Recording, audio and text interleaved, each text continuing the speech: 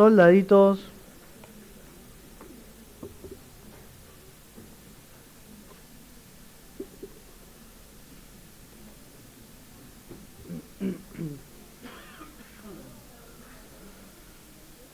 Embajadores.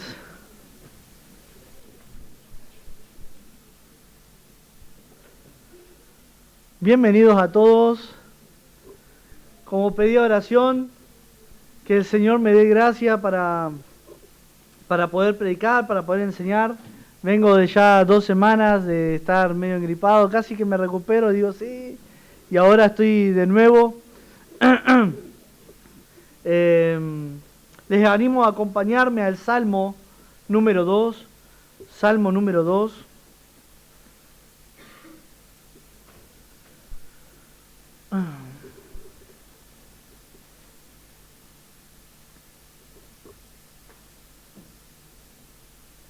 ¿Están allí?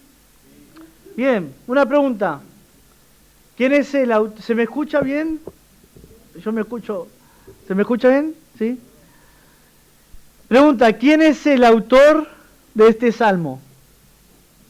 ¿Alguien sabe?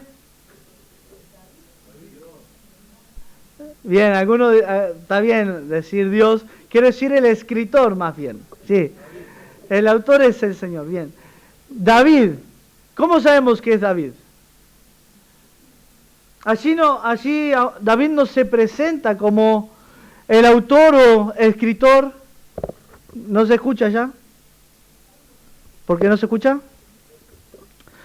David, aunque no se presenta aquí como el autor, el escritor de este salmo, sabemos que fue David, gracias al Nuevo Testamento, en Hechos capítulo 4, versículo 25. Ahí va a estar en la pantalla. Hechos 4:25, ¿o no está en la pantalla? Puede ser que sí, que no. ¿Sí?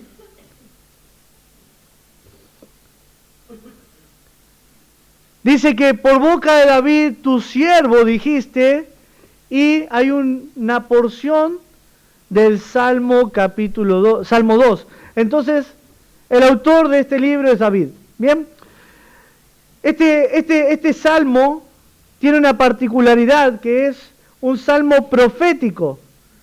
Un salmo profético quiere decir que es un salmo mesiánico. Un salmo mesiánico quiere decir que es una profecía acerca de Cristo. Un salmo mesiánico quiere decir que en el salmo se ve claramente la persona de Cristo, el Mesías. Entonces aquí en el Salmo 2, ¿qué es lo que vemos? Una profecía acerca de Cristo. Vamos a orar. Mi Señor, Padre amado, dame gracias, Señor, para predicar. Sabes que con cada tos siento la garganta cerrada y ganas de vomitar. Señor, ayúdame. Ayúdame a predicar con libertad, ayúdame a predicar con denuedo, con valentía. Jehová de los ejércitos, cada una de esas personas vino hoy a escucharte a ti, preguntándose qué es lo que tú tenías hoy para decirle a sus corazones. ¿Qué es lo que tú querías hablarle? Señor, te ruego que hables y no calles. Que tu Espíritu Santo esté orando en cada uno como tú creas necesario, Señor. Úsame una vez más. En el nombre de Cristo Jesús. Amén. Vamos a comenzar leyendo los primeros 3 versículos del Salmo 2 y dice: ¿por qué se amotinan las gentes y los pueblos piensan cosas vanas? Se levantarán los reyes de la tierra y príncipes consultarán unidos contra Jehová y contra su ungido, diciendo: rompamos sus ligaduras y echemos de nosotros sus cuerdas. Este salmo está dividido en 4 partes, o puede dividirse en 4 partes. Y en esta primera parte lo que vemos es un amotinamiento. ¿Por qué se amotinan las gentes y los pueblos piensan cosas vanas? El salmista está viendo un amotinamiento, un levantamiento. El salmista está viendo a un grupo de personas molestas, enfadadas, que se están juntando para protestar y rebelarse. Y a un amotinamiento, uno no va con una actitud humilde, dócil, sino con una actitud de guerra, de oposición, de conseguir lo que ellos quieren. Y muchas veces no solo es una protesta, sino que también hay violencia, para mostrar que están airados, para mostrar su desconformidad, para mostrar hasta dónde están dispuestos a llegar en su protesta. Entonces aquí al leer el versículo 1 tenemos un cuadro en nuestra mente. ¿Qué es lo que vemos? Una muchedumbre alborotada. Pero al leer el versículo 2, ya no vemos tan solo una muchedumbre. No vemos a un pueblito que se unió, ni siquiera una ciudad, ni siquiera un país, sino que vemos algo mucho más grande. Dice reyes y príncipes de distintas naciones, haciendo alianza y uniéndose para ir en un motín contra él. Y la pregunta es, ¿contra quién hay tanta ira? ¿Contra qué autoridad hay tal desacuerdo? ¿Contra quién están protestando? ¿Quién es este que es tan grande, que tiene tanto poder y autoridad, como para que los reyes tengan que unirse en un motín contra él? ¿Quién es? Él es Jehová y su ungido.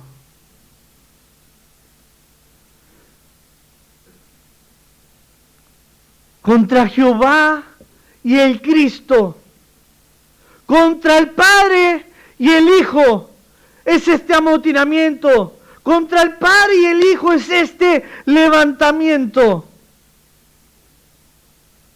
Y todos, cada uno de los que están allí están por voluntad propia. Cada uno de los que están allí en aquel motín están por la insatisfacción de su corazón.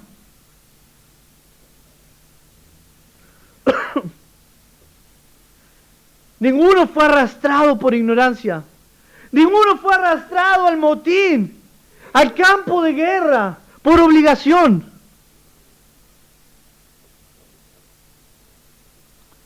Todos tomaron la determinación de estar allí. Todos comparten su desconformidad, su ira, su desagrado contra Dios.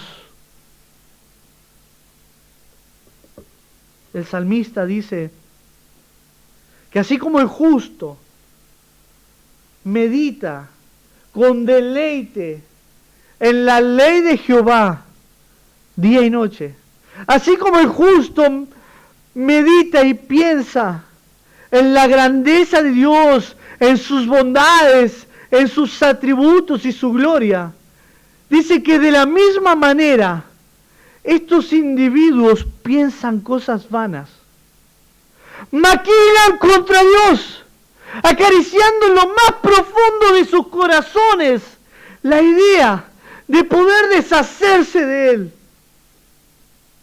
la idea de borrarlo, y no solo a Él, sino también a aquel que fue nombrado su mediador y su Hijo. Esta conspiración, el objeto de ella es el Cristo. El odio hacia Él. Y amigos, las personas no nos caracterizamos por ponernos de acuerdo fácilmente. Cuesta poner de acuerdo a dos personas. Cuesta poner de acuerdo a una familia. Cuesta poner de acuerdo a los líderes de una empresa.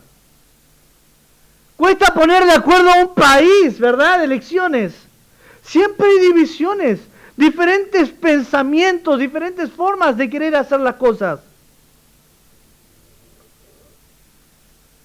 Pero en lo que respecta al rechazo de Dios y su Hijo, todos tienen un mismo corazón, todos tienen una misma mente, todos tienen un mismo pensamiento.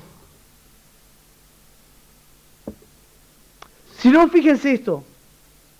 Saduceos, fariseos, los escribas, los sacerdotes, todos líderes religiosos en Israel, no podían ponerse de acuerdo, peleando todo el tiempo. Ahora, súmenle a los romanos, a los gentiles, se odiaban, no se podían ver, pero había algo que los unía.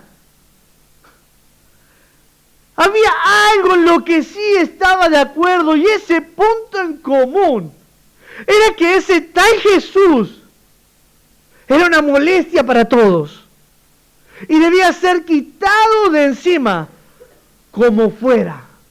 No importa cómo, pero hay que quitarlo. En eso sí estaban de acuerdo. Y en un momento, unánimes, a una sola voz, gritaron: ¡crucifíquele! ¡Ya, mátenlo, crucifíquenlo!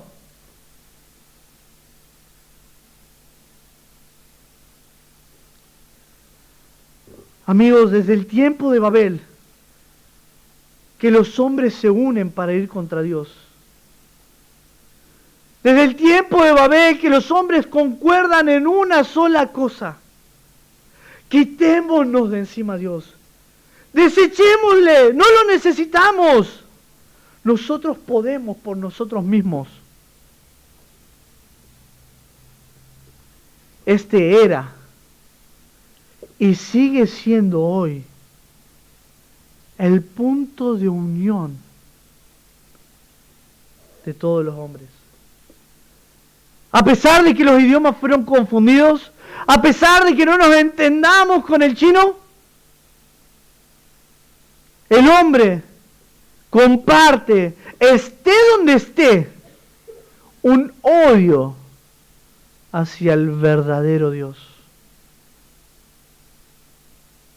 Y al ver esa actitud, nos preguntamos, ¿por qué? ¿Por qué esa hostilidad?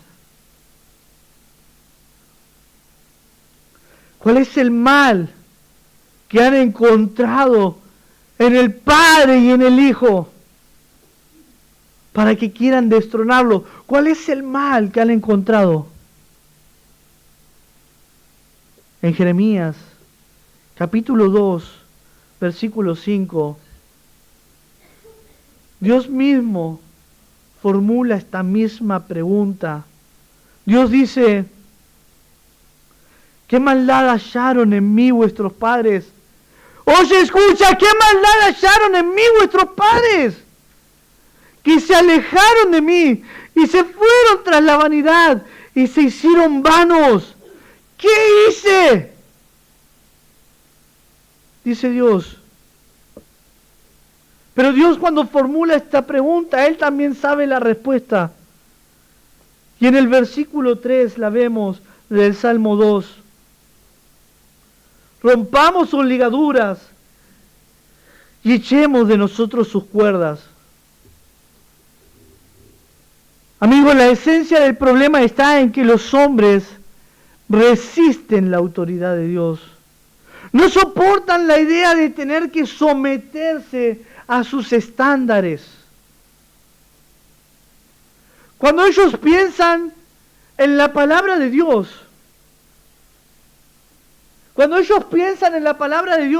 ellos no ven directrices de un Padre tierno y amoroso, que nos ama y lo que nos dice es para cuidarnos.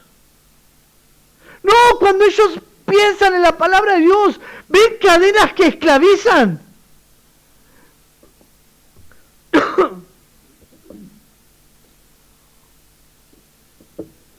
Entonces dicen: rompamos sus ligaduras, echemos de nosotros sus cuerdas, quitémonos de encima su yugo, quitémonos de encima a Dios y arrojémoslo lo más lejos que podamos. Amigo, para el cuello de una persona muerta en sus delitos y pecados, el yugo de Cristo es insoportable. El yugo de Cristo es intolerable. Sus leyes, sus mandamientos son molestos, son gravosos, son una carga. Pero para el cuello de un pecador salvado, su yugo es fácil y su carga es ligera. Rompamos sus ligaduras y echemos de nosotros sus cuerdas. Ellos sienten la palabra de Dios como una ligadura, como algo que los sujeta y no los deja ser libres. La palabra de Dios, Dios no me deja tomar, Dios no me deja salir, Dios no me deja hacer tal cosa. Desechemos a Dios, librémonos de Él para ser libres. Ellos quieren desechar a Dios para poder hacer lo que ellos quieren. Para poder satisfacer su carne y volcarse de lleno al pecado. En cambio, Dios castiga al pecado. Por eso quieren librarse de Dios. Porque si Dios fuera lo que ellos quieren, un Dios conforme a su perverso corazón, ellos amarían a Dios. Oh, Dios sería el mejor. Amigos, la gente no rechaza a Dios por falta de evidencia. La gente no cree en Dios por falta de evidencia.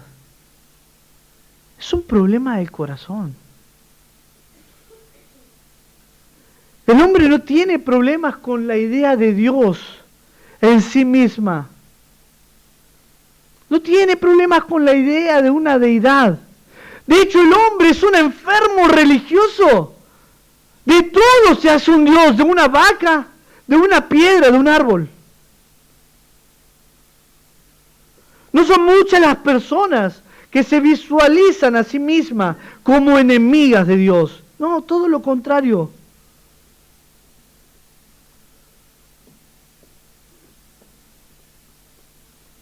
La mayoría de los hombres tienen en su mente sus propios conceptos de la divinidad y no tienen ningún problema con ese ser divino que forjaron en su imaginación. La gente, los reyes, no se amotinan contra los dioses. No tienen problema contra el Dios que crearon en su mente y lo adoran. Ellos se amotinan y tienen problema contra el Dios verdadero. Se amotinan y tienen problema contra el Dios que se reveló en las Escrituras, contra el Dios que se reveló en la creación. Tienen problemas contra el Dios santo. Tienen problemas contra el Dios que demanda obediencia de sus criaturas. Y por tanto también tienen problemas con Cristo por ser el mismo Dios.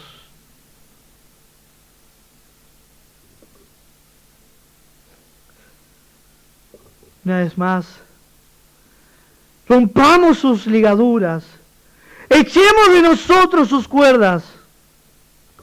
Esto no es más que una historia repetida. No es más que el eco de lo que pasó en Edén.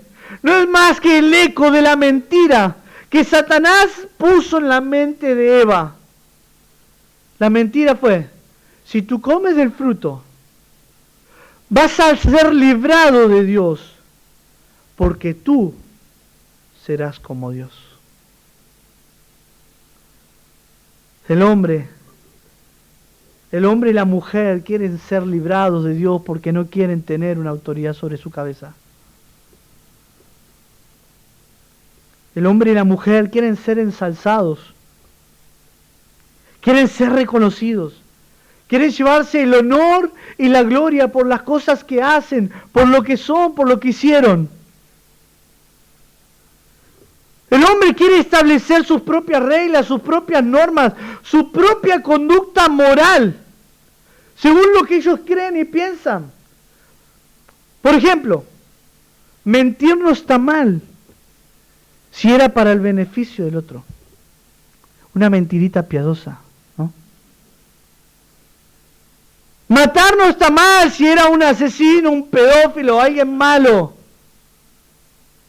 El hombre quiere establecer sus reglas, el hombre quiere ser su propio Dios, su propia gloria, nadie a quien rendirle cuentas, y para eso debe deshacerse de Dios, para eso debe destronar a Dios. Ahora, la segunda parte, ¿cómo reacciona el cielo ante esta conspiración? Versículos 4 al 6. El que mora en los cielos se reirá. El Señor se burlará de ellos. Luego hablará a ellos en su furor y los turbará con su ira. Pero yo he puesto mi rey sobre Sión, mi santo monte. Primera escena. Un gran tumulto, miles y miles de personas agitando sus brazos, gritando sus consignas contra Dios. Naciones enemigas, ahora unidas contra Él. Segunda escena. Dios, sentado en su trono, sin el menor grado de agitación y de turbación. A Dios no le da taquicardia la conspiración de los hombres. No comienza a hiperventilarse al ver que los hombres comienzan a amotinarse contra Él. Él conoce perfectamente el corazón de cada una de sus criaturas, pero eso no provoca la menor señal de pánico en el cielo. ¿Por qué? Porque se trata de una conspiración tonta, una conspiración absurda, que dice lo único que provoca es la risa de Dios. Versículo 4. El que mora en los cielos se reirá. El Señor se burlará de ellos. Ahora, amigos, no quiero que se imaginen a Dios sentado en su trono, muriéndose de risa, a las carcajadas, burlándose con ademanes y diciendo tonterías de la forma en que se burlaría un pecador común. Porque esta no es una risa de placer. A Dios no le hace ninguna gracia la conspiración de sus criaturas. El pecado y la rebeldía del corazón no le hace gracia. Más bien, su risa y su burla es la de alguien que no puede creer cómo simples personas formadas del polvo quieren pelear y rebelarse contra Dios. Yo imagino su risa y su burla, como la risa y burla de un padre al ver a su hijo queriendo pelear contra él, pegarle, diciéndole que no son más mi papá, me voy de casa, ¿no? Y papá, pues sí, sabe lo que dice.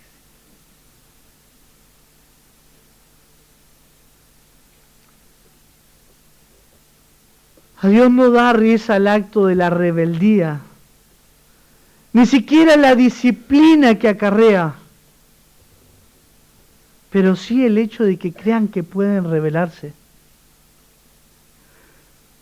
Dios se burla al ver que creen que pueden amotinarse contra Él, al ver que creen que tienen una chance de ganar, Él se burla del tonto intento de evitar que Él haga su voluntad. Pero no es graciosa su rebeldía, ni las consecuencias que acarrean. Ezequiel capítulo 33, niñas, Ezequiel capítulo 33, versículo 11. No quiero la muerte del impío, sino que se vuelva el impío de su camino, y que viva. Volveos de vuestros malos caminos. No quiero la muerte del rebelde, no quiero que sea condenado, no me causa gracia, no es gracioso. Quiero que se arrepienta. Sino que la gracia que vemos acá y la burla es el tonto acto de pensar que pueden frenar el brazo de Dios. Versículo 5. Luego hablará a ellos en su furor y los turbará con su ira. Dios les hablará en su furor. No dice que les hablará con violencia, sino que en medio de su furia tomará el tiempo de hablarles. Ese es nuestro Dios, uno que a pesar de que ofendemos, no reacciona instantáneamente, sino que toma el tiempo de tener misericordia y decirte las consecuencias del camino que estás tomando, dando oportunidad de arrepentimiento. Pero finalmente este motín, finalmente por la falta de arrepentimiento y por la obstinación de su corazón, dice que Dios los turbará. Dios derramará su juicio sobre ellos y ellos temblarán.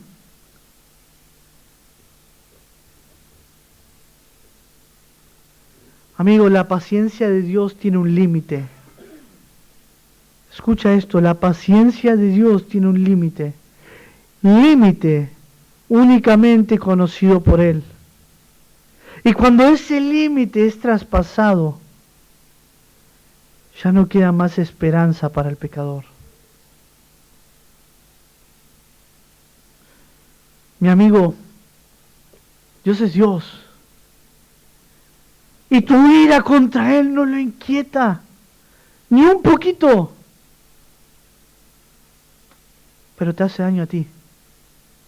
Por eso cuando Jesús se aparece a Saulo, quien es el apóstol Pablo, le dice: Saulo, Saulo, ¿por qué me persigues?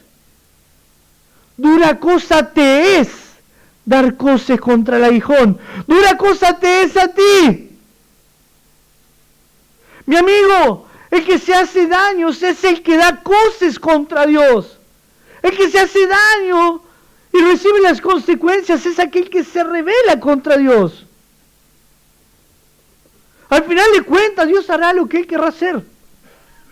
Dios hará lo que se ha propuesto hacer. Y nadie, ni nada podrá impedirlo. Por eso en el versículo 6 dice: los hombres conspiran, los hombres se amotinan, pero yo he puesto mi rey sobre Sión. En otras palabras, hagan lo que ustedes quieran.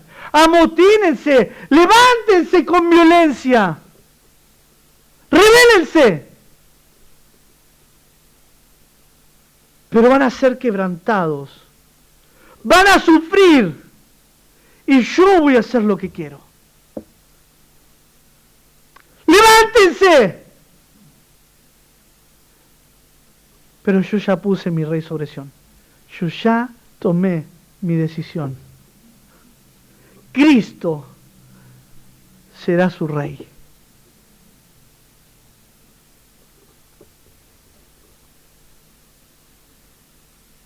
Tercera escena, tercera parte. El decreto emitido en la corte celestial acerca de Jesús, a pesar del amotinamiento. Repito, el decreto emitido en la corte celestial acerca de Jesús, a pesar del amotinamiento. Y ya vamos casi terminando. Versículos 7 al 9. Yo publicaré el decreto. Jehová me ha dicho, mi hijo eres tú, yo te he engendrado hoy. Pídeme y te daré por herencia las naciones, y como posesión tuya los confines de la tierra. Los quebrantarás con vara de hierro. Como vasija de alfarero los desmenuzarás.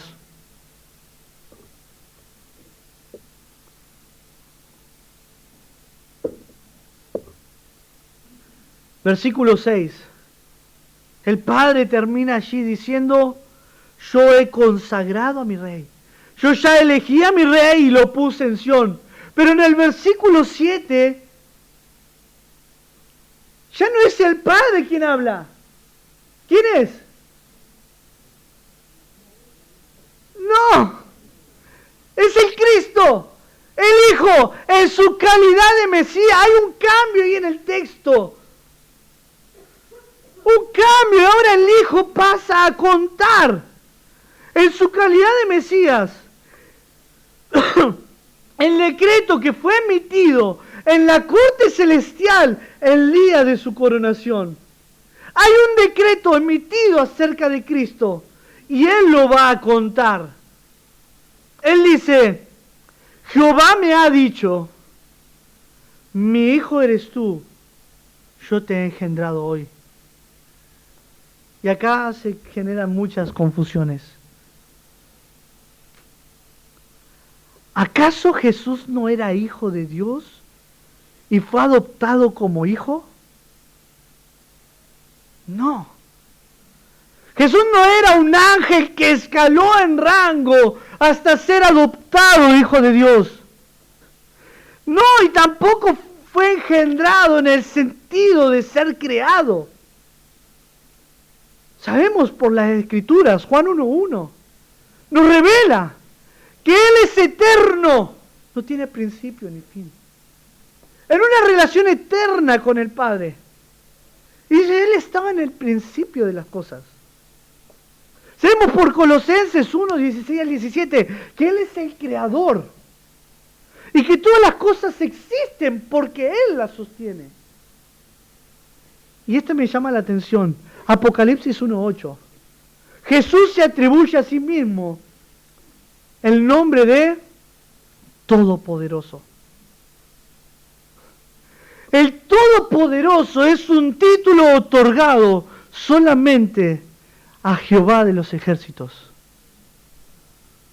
Entonces, Jesús es eterno, no fue creado, no tiene principio ni fin. Él es el creador en una relación eterna con Dios. Él es uno y el todopoderoso Dios. Entonces, ¿qué quiere decir con este decreto? ¿Qué quiere decir con mi hijo eres tú, yo te he engendrado hoy? Muy bien, para entenderlo, acompáñenme a Hechos capítulo 13. Busquen Hechos capítulo 13. Versículos 32 al 33.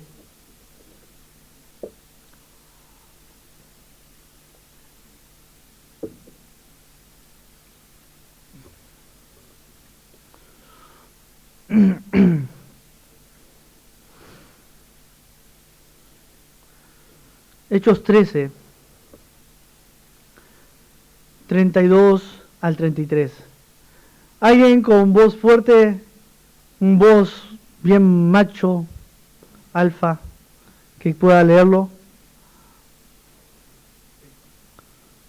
Y nosotros también os anunciamos el Evangelio de aquella promesa hecha a nuestros padres, el cual Dios ha cumplido a los hijos de ellos, a nosotros, resucitando a Jesús, como está escrito también en el Salmo 2, mi hijo eres tú, yo te he engendrado. Gracias. ¿Lo casaron? quizá algunos no. Aquí en Hechos 13 el apóstol Pablo está predicando y trae a la memoria este salmo, este mismo versículo. Salmo 2, versículo 7. Y el contexto de este versículo, él dice que Dios cumplió su promesa resucitando a Cristo. Y cita, mi hijo eres tú, yo te he engendrado hoy. Es decir, cuando aquí dice, mi hijo eres tú, yo te he engendrado hoy, no está hablando de un nacimiento, no está hablando de una creación, no fue engendrado en el sentido de tener un principio, sino que hace referencia a su resurrección. Hace referencia a su resurrección. Cristo fue engendrado al salir de los muertos, al salir de la tumba. Él es el Hijo eterno de un eterno Padre en una relación eterna. Entonces, no tiene nada que ver con alguien naciendo, sino con alguien siendo resucitado. Al menos esta fue la deducción del apóstol Pablo y pienso que no tiene error. Amigos, no hay que olvidar que el Salmo 2 es profecía. Cuando lo está diciendo acá, está profetizando algo. ¿Qué está profetizando? Está profetizando, una, la muerte de nuestro Señor Jesucristo, y dos, está profetizando los méritos que el Cristo obtendría a causa de su resurrección. Un decreto a favor suyo. El Salmo 2 ya nos estaba anticipando que Jesús sería rechazado. Ya se estaba anunciando que aquellos que se maravillaban de los milagros de Jesús, de su doctrina, de su autoridad, que aquellos que estaban poniendo las mantos y las palmas a sus pies, se iban a amotinar en un intento de deshacerse del Cristo. Ya se nos estaba anunciando. Hechos capítulo 4, versículo 25 al 28, va a estar allí en pantalla. Hechos 4, 25, que por boca de David tu siervo dijiste, ¿por qué se amotinan la gente y los pueblos piensan cosas vanas? Se reunieron los reyes de la tierra y los príncipes se juntaron en uno contra el Señor y contra su Cristo, porque verdaderamente se unieron en esta ciudad contra tu Hijo Santo, contra tu Santo Hijo Jesús, a quien ungiste. Herodes y Poncio Pilato con los gentiles y el pueblo de Israel. Aquí se hace mención del Salmo 1, 2, del 1 al 3, haciendo memoria de la muerte de Jesús y de cómo la gente se unió en su odio contra Jesús, incluso los príncipes, Pilato y Herodes, peleados. Ahora hicieron nuevamente amistad, porque ambos se opusieron al Cristo. Uno se burló y el otro lo mató. Pero el versículo 7 del Salmo, el versículo 7 ya nos estaba anticipando su resurrección. El versículo 7 nos anticipaba su victoria, a pesar del amotinamiento. El versículo 7 nos está anticipando su victoria al ser engendrado de entre los muertos. Y así fue declarado con poder ser el Hijo de Dios. Así fue declarado con poder ser el Hijo de Dios. Acompáñenme a Romanos capítulo 1. Esto es un poco de doctrina. Romanos capítulo 1. Pero quiero que puedan entenderlo bien y quedar en sus mentes. Romanos 1, del 3 al 4. Acerca de su Hijo, nuestro Señor Jesucristo, que era el linaje de David según la carne, que fue declarado Hijo de Dios con poder, según el Espíritu de santidad. ¿Por qué? Por la resurrección de entre los muertos. Noten que ella era hijo de Dios, ¿verdad? Pero en la resurrección dice que fue declarado, fue revelado, fue expuesto que Él era quien decía ser, porque no quedó en la tumba, porque nuestro Dios lo resucitó al tercer día. Amigos, Él fue declarado Hijo de Dios con poder, y quiero hacer énfasis en esto, no fue hecho, fue declarado Hijo de Dios. Fue engendrado entre los muertos, declarado, publicado, Hijo de Dios con poder. Lo que aquellos hombres hicieron con odio para destruir al Mesías es lo mismo que Dios usó para su coronación.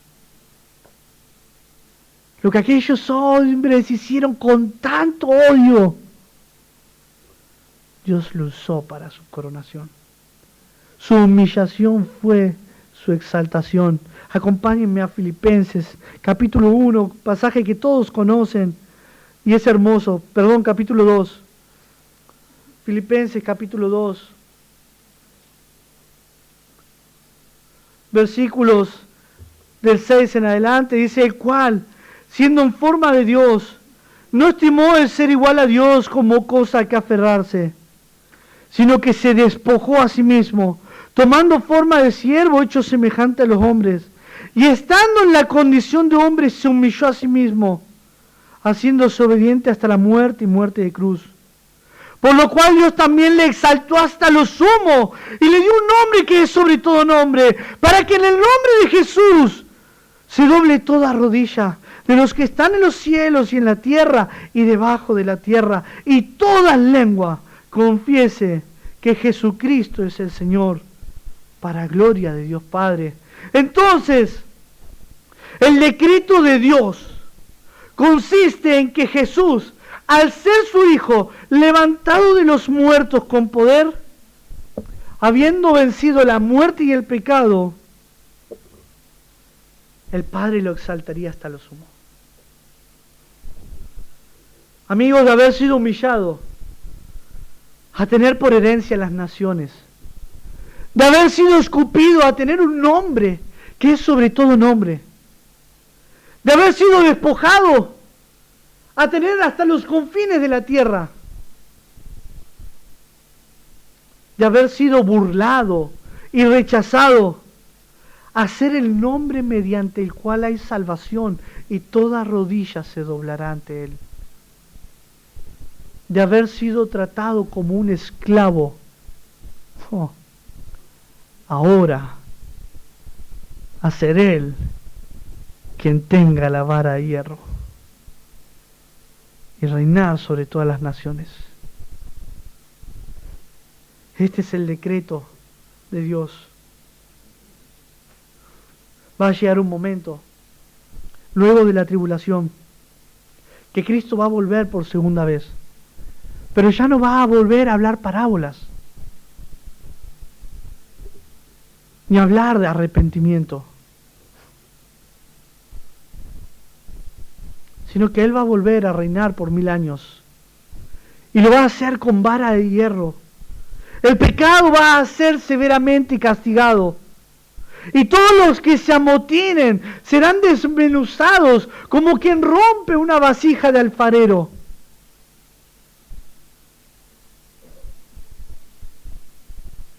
Ese es el decreto de Dios. ¿Lo entendiste? Dios ya lo decidió. Pueden amotinarse, pero Jesús reinará sobre ellos. Ese es el decreto de Dios. Cristo es mi Hijo. Lo demostró con poder. Él es el Rey. Ese es su decreto. Y ahora las palabras finales. La cuarta parte es la exhortación a los amotinados. Y aquí necesito sus últimos 5 minutos de atención. Salmo capítulo 2, versículo 10. Ahora pues, oh reyes, sed prudentes, admitid amonestación, jueces de la tierra, servid a Jehová con temor y alegraos con temblor.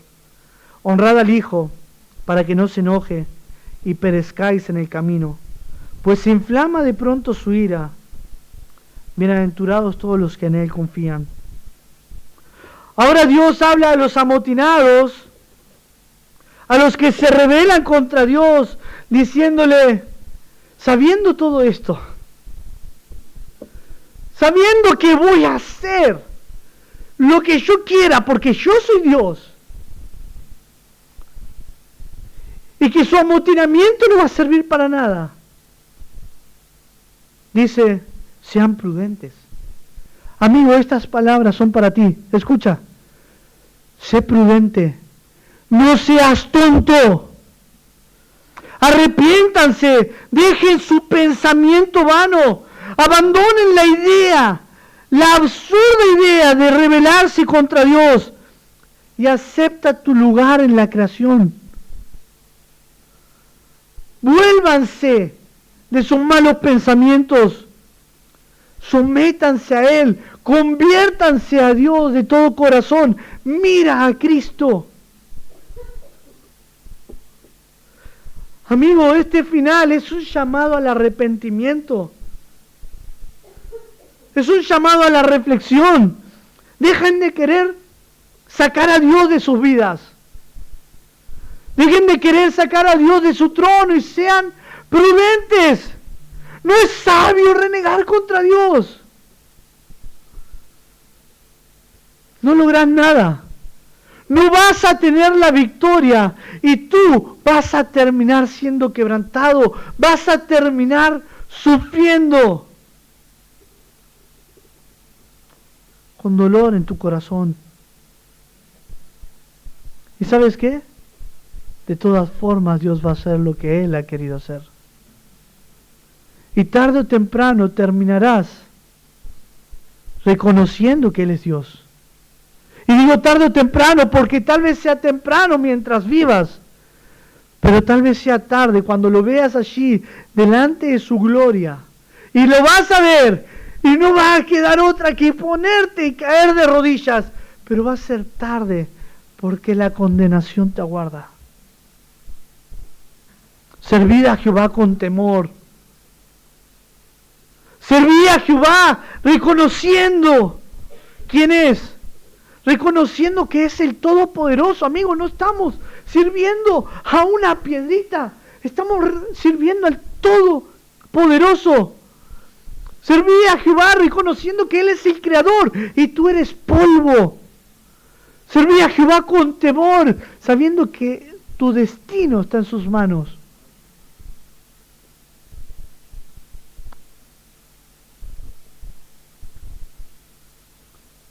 Honrad al Hijo. Voy a invitar a los músicos ya que se vayan acercando.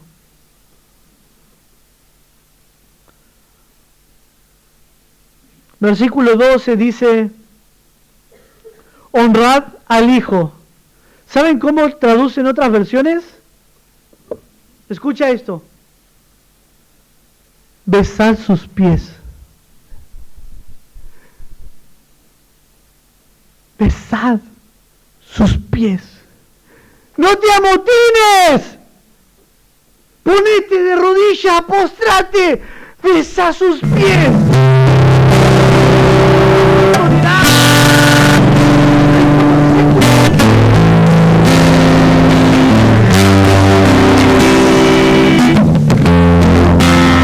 Besa sus pies.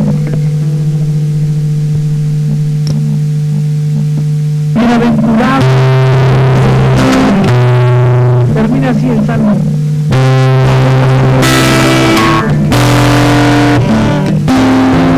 Porque se rebelan, buscan su quebranto. Pero